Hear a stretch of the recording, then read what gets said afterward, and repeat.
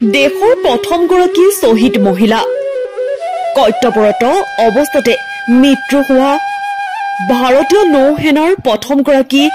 মহিলা বিষয়া মাত্ৰ ২৭ বছৰ বয়সতে দেশৰ বাবে শ্বহীদ হোৱা প্ৰথমগৰাকী মহিলা নাম কিৰণ শেখাৱত ২০১৫ চনৰ ২৪ মাৰ্চ গোৱাৰ উপকূলত ডৰ্নিয়াৰ বিমান দুৰ্ঘটনাত শ্বহীদ হৈছিল কিৰণ শেখাৱত বিমানখনৰ পৰ্যবেক্ষক আছিল কিৰণ শেখাৱত আৰু বিমানখনত থকা সকলো সেন্সৰৰ নিৰীক্ষণৰ দায়িত্বত আছিল কিৰণ শেখাৱত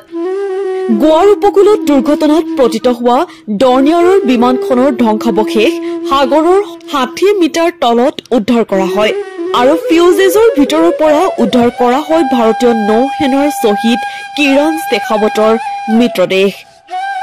কিৰণ শেখাৱত গণৰাজ্য দিৱসৰ পেৰেডত অংশগ্ৰহণ কৰা প্ৰথমটো সৰ্বমহিলা বিষয়া দলৰ অংশ আছিল শ্বহীদ কিৰণ শেখাৱতৰ দেউতাক নৌসেনাৰ অৱসৰপ্ৰাপ্ত মাষ্টাৰ মুখ্য পেটি অফিচাৰ আছিল আৰু ভাতৃও